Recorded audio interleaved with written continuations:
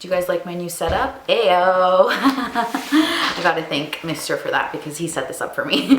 Hey guys, welcome back to my channel. I'm super excited for today's video because I'm sharing with you guys a part of my life that I think I've shared like 2 videos on how to do like tablescapes before on YouTube, but I haven't really talked to you guys about this part of my life, my event business. Like, I mean, I've mentioned to you guys before that I do have a floral and decor business. We do weddings and we do events, and it's located in Toronto, but I've never really kind of shown you guys like what it's all about, or just kind of given you an insight to the behind the scenes of what it is like running a business, running an event business, and all of the stuff that goes on behind the scenes. Obviously this year is a crazy year, and I mean, with COVID and Corona and everything that's going on, it's just not the typical year. But it's actually nice because it kind of forced me, and it's enabled me to kind of slow down and just take things easy and kind of just live a very different life than our typical event life. Because usually when we're doing events, we're not eating properly, we're not sleeping properly. It's just event, and that's our whole life. So I thought it would be cool because I really, on the channel, want to start incorporating more of my everyday life, more of the things that I love to do.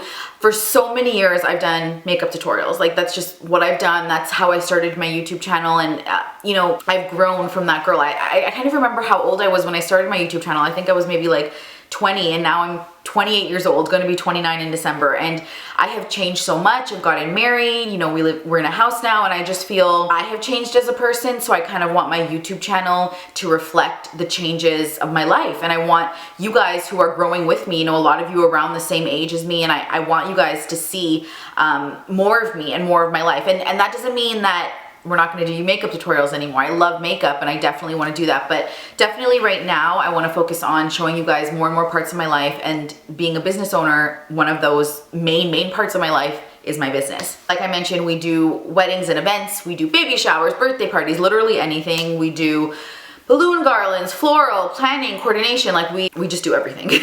For those of you who don't follow me on Instagram, I do want to plug my Instagram, because I would so greatly appreciate wherever you are, if you want to follow along and see the work that I do and the kind of events that I put on. I would so greatly appreciate if you guys followed me on Instagram. So I will put it right here at ruthrchin events. I'll also put it in the description box below. I really hope that if you guys want to, and if you feel, you know, in your heart that you would love to follow me along, I would so greatly appreciate it. That would mean so much to me. We're also on Facebook. So for those of you who do not want to do Instagram, or you prefer Facebook, or you want to do both, heyo, I would so greatly appreciate that. I will link the Facebook link down below as well, but it's also just ruthrchin events. Again, same thing. I had 2 events this past weekend, and I thought, you know what, maybe I'll bring my camera along and I'll kind of walk you guys through the process of what it was like. I will put a disclaimer out there that I felt this video kind of was a very simplified version of the event life. I mean, if we were looking at the big events that I was doing last year, you know, pre-COVID, it was a lot more hectic and a lot more crazy in terms of event weeks, especially when we have 2 events or even 3 or more events on one weekend. But I would say that because this was the first event that happened on a Friday was a proposal, and the second event was just a micro wedding. So the orders were much smaller, and it was just a lot easier to put together. So I thought this was the perfect time to kind of get you guys in there, see what event life is like, and kind of go from there. So I'm going to walk you through a typical week. I'm going to show you guys what it's like, and here we go. The first thing that I have to do is on Tuesday, for our Friday and Saturday wedding, I headed to the wholesaler with Brandon, and basically we just got in the van, we went out to the wholesaler. In Toronto, our wholesalers are kind of all scattered, but they're in one main area. And so for me, I headed to that little area where all the wholesalers are, and I went to about 4 different wholesalers. So we went to one, we picked up some roses for the first proposal, and then also for the wedding, we went to another one. You guys will see like some clips of what it looks like in the cooler. This is where they keep all of the flowers for ones that you don't pre-order in advance. And then I go to another wholesaler, get some flower spray paint, go to another wholesaler, get some extra flowers. So it literally is just getting all of the materials that I need at the multiple wholesalers and doing all of my runs at one time, so that I get all of my flowers and I can get them all home and get them all processed. Flower processing is just basically an elaborate way to say we condition all of the flowers, get them hydrated. when they travel to us, they have literally been, you know, packed up in boxes in cardboard. Some of them haven't been in water. So you kind of need to bring them back to life, because if I were to just open up the flowers and use them as is, they would not look good. I need to give them time to drink some more water, give them time to kind of grow and expand a bit. It's kind of like stretching your body. When you sleep, you need to wake up, you need to hydrate yourself, you need to stretch, and this is exactly what you want to do with the flowers. I'm doing quick dip, because that's going to help preserve the flowers, and that's just going to help them open up and be happy little beings. So I'm putting some quick dip. Usually I wear gloves, so I usually am not in the laundry room. I usually do this in like my studio, but today, because we're working from home, I'm doing it in the studio. I'm sorry, in my laundry room. I'm gonna put my mask down so you guys can hear me, but I wear a mask. Basically, I'm going to process all the flowers now. So with these roses, I'm going to peel off the elastic.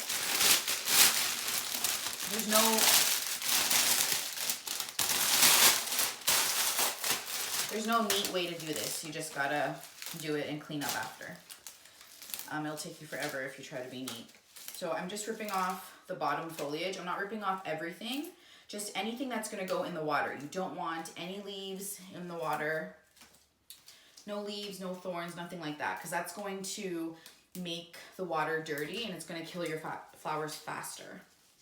So I'm just shaking it out, seeing if there's anything else, and there's not. So what I'll do is I'm gonna cut these on an angle, okay? So a 45. This would be a straight angle, like just straight cutting. I'm gonna do it at like a 45-degree angle. And the reason that you do this is because that way it'll be able to drink more water. So I'm gonna put that in, and then I'm just going to dump it in the water. So straight in the water, there's no dirt in that water. And then I'll do it for the rest of them. You just need to quick dip it for literally a few seconds. Just get them all in there, give it a little swirl, and then into the water it goes. And it's going to be happy there, and we're good. Now for the baby's breath, I never really quick dip baby's breath because to me it's gonna be fine.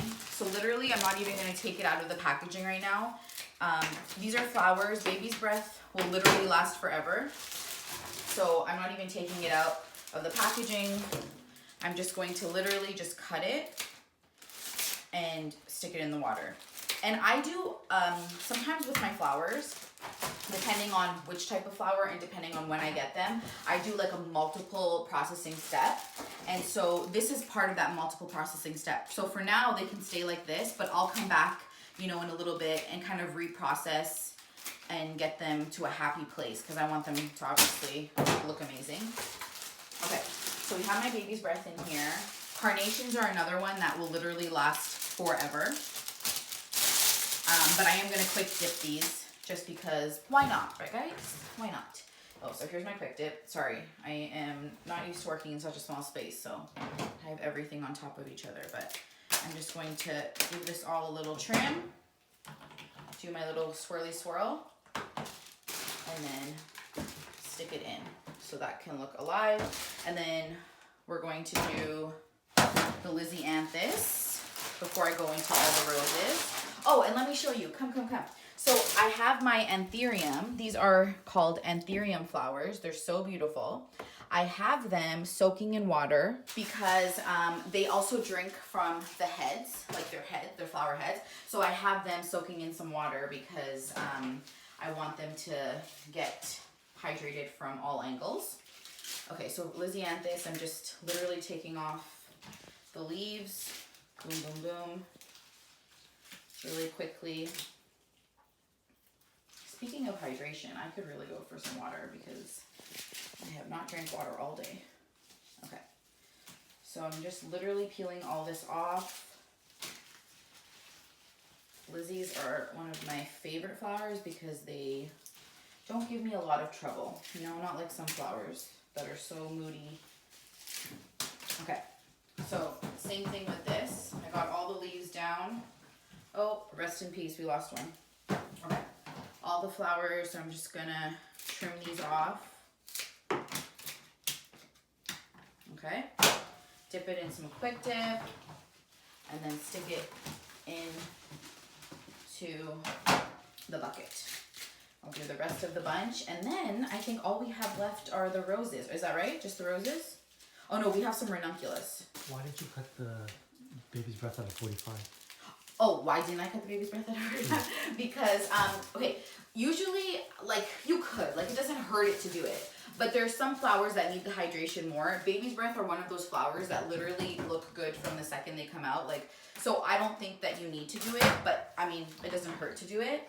But for all the other flowers, yeah, 100% do it. Okay, so if you look in my water right now, there's no like dirt or anything. There's no leaves. All the leaves that are on the stems are above the water line. So that's what you want. That's what's gonna keep your flowers preserved longer. So before I do the roses now, because the roses I'm gonna show you a step, I'm gonna put the ranunculus in here. One thing I would say is usually I don't mix flowers. I will only put like 1 bucket per flower, 1 vase per flower. As you can see here, I put like 3 different varieties in 1 bucket, only because I use them so much. I know that they're gonna be okay with each other. But if you are doing this for the first time, I would not mix flowers. I would keep each variety on its own. And like my special flowers, like ones that are moody, like the ranunculus, I'm gonna put them in their own vase because I don't want anything to happen to them. And the reason that you would do this, like the reason you don't want to put them in different vases is because say this flower had bacteria in it and you put it with another type of flower, the bacteria from that, you know, could potentially go into your other flower. And so that's why we say, you know, for the first processing step, usually I put everything differently, but honestly, guys, I've been doing this for a while, so I'm just like, meh, you know, you kind of get lax with the rules a bit, but no, I know they're going to be okay, and that's why I'm doing it. If I thought for a second that, you know, it would be bad, then I wouldn't do it at all. It's better to be safe than sorry, and I'm going to be totally honest, I didn't wash all my buckets, so if I had, like, all my buckets and vases available, everything would be separated, but because I'm kind of slow, I'm going to mix ones that I know can mix together. Okay. Enough babbling, here we go. So, dip them all in, get that quick dip. And ranunculus don't love a lot of water, that's why it's low. I'm gonna save these pieces because they are really good for boutonnieres and corsages, which is what these ranunculars are gonna be used for. So those ones I will save. Okay, we're on down to our last ranunculus, and then we get to move on to the roses. So I'll show you my first processing step for the roses. Okay, perfect. So ranunculus, done. I would say the best tip for processing is to be organized. As you can tell right now, I'm not organized and everything is chaotic. But if you're doing this at home, have a clean workspace, be organized because it will make your life so much easier. I find that when I'm organized and when things are laid out clear, it's easier to process things and kind of go with it. But as you can see right now, I'm kind of just trying to get by. Okay, so I filled up my water. I'm filling up my water. I have this cool little insert to make the height of the bucket higher, which is cool if you have taller flowers. Okay, perfect. So let me show you what I do. I'm going to put the bucket right here in this pile of mess. I'm going to put the insert on.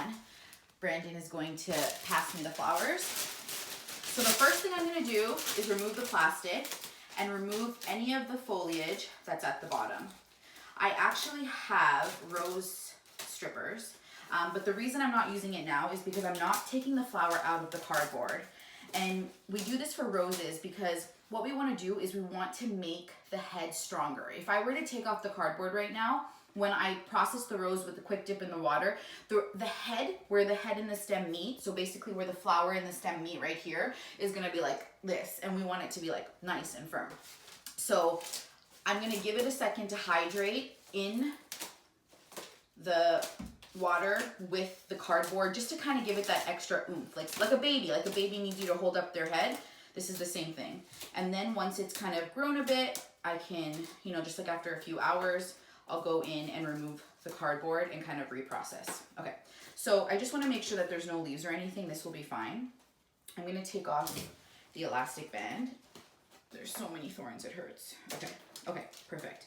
So I'm going to take off the elastic band. I'm going to do the 45, quick dip, water. Ready? Okay, let's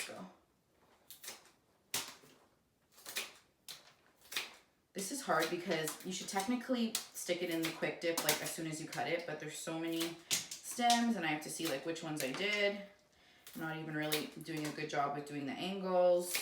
So yeah, roses are funny to process when you have to do them all together.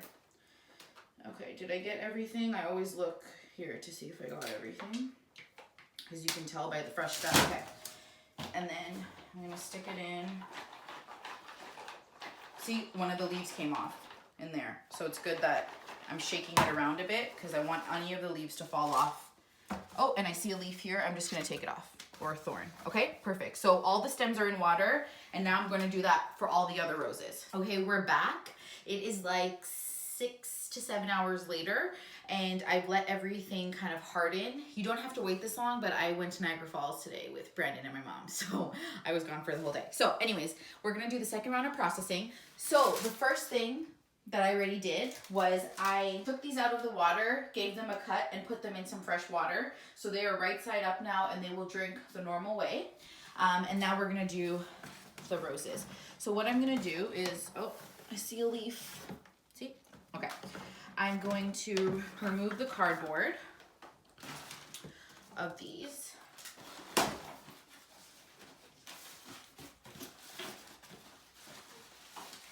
So you could take off the leaves at this point if you want to.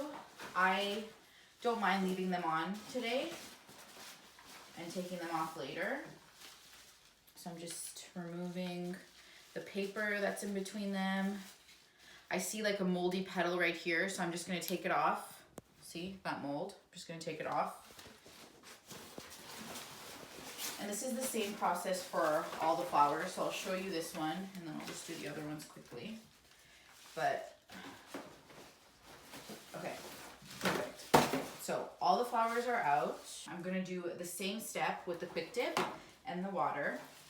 I'm using the same quick dip. So you go snip, snip, snip, stick it in the quick dip, and then stick it in the water. And I'm literally gonna do that for all of them, and then let the buckets rest for, today is Tuesday. I'm gonna let them rest until Thursday. We're not doing a big order. This is for the proposal that we're doing. And that's it. You just want to make sure the water's clean and that all the stems are in water, and you will be good to go.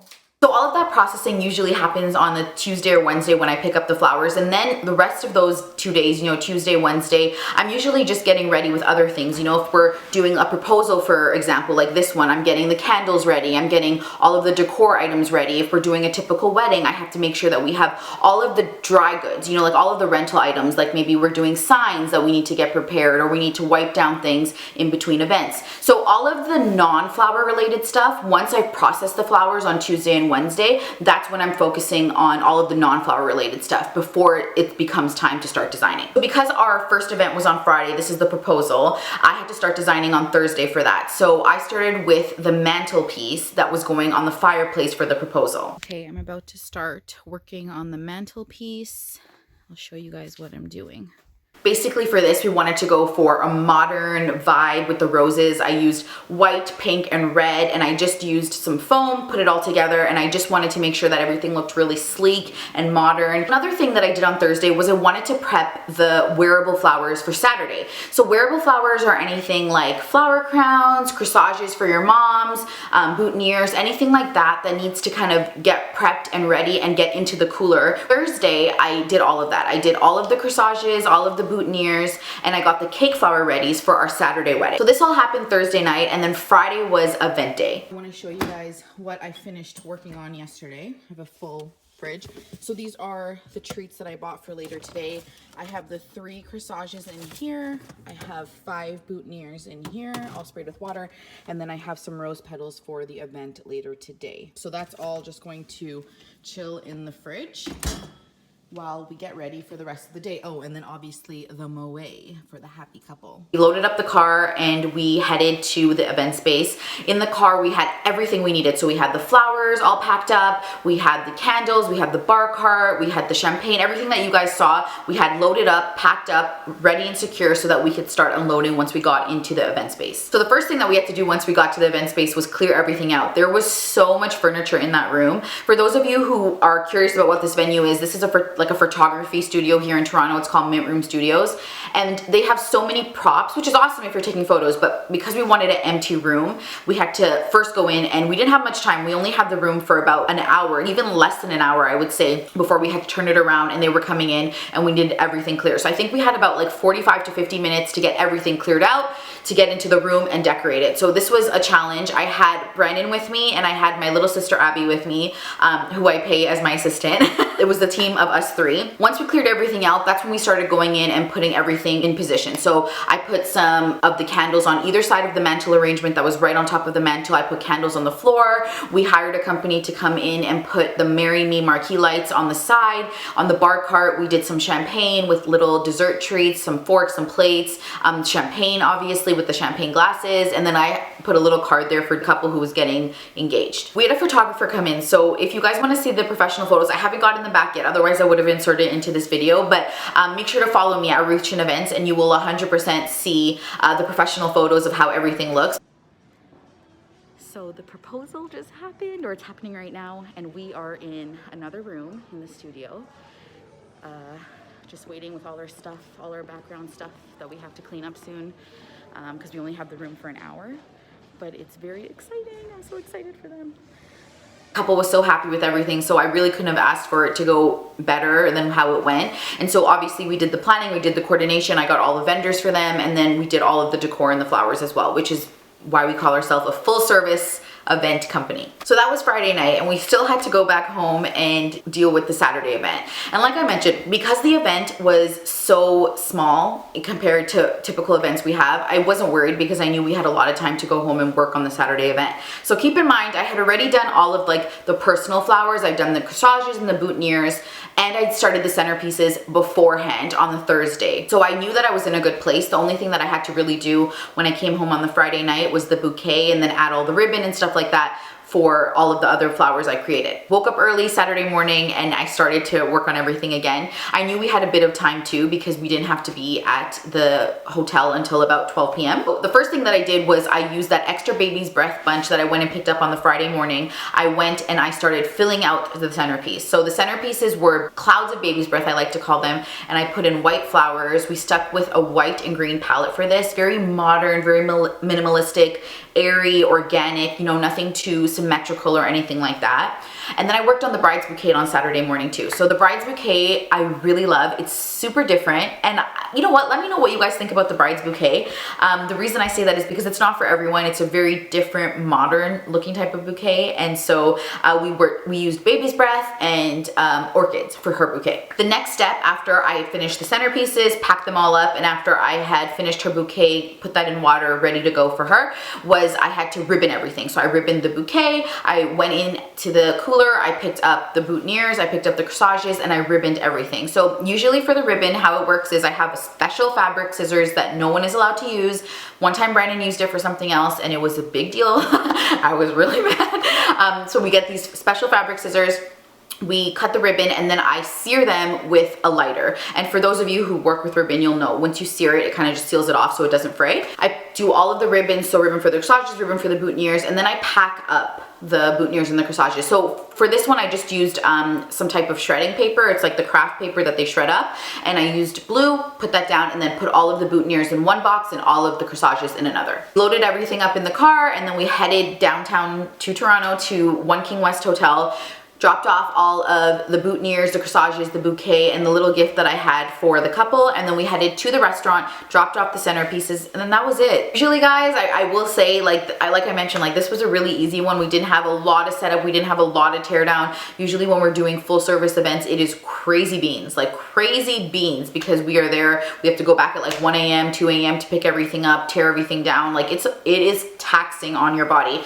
But this one was not bad at all. Like, I mean, it was 2 little microwave weddings, which is basically what all of 2020 was smaller events. And so it's been nice because it's been events that I can do with Brandon, just the two of us, and it's smaller and it's less stressful. And sometimes if it becomes a little bit bigger or we're on a time crunch, and I'll bring my little sister as my assistant. But other than that, it's been great. Like it's been fun. I really like these small weddings, these small events. So this was it, guys. I mean, this was just giving you a synopsis, a little behind the scenes BTS on what it's like in the event world, and you know how in advance we start working on things and what we do. If you guys want to see like any more of this, if you want to see more of what's going on, let me know, because this is a different type of video. This is the first time I've ever posted something like this. So let me know what you think. Let me know what you think of the designs. Please follow me on Instagram and connect with me there. I would love to see your comments on some of the work that I've put out there. It's fun, guys. It's a lot of fun. I love being creative, so this for me is a lot of fun. I will talk to you guys in my next video. Don't ever forget, you're so beautiful. Bye, guys.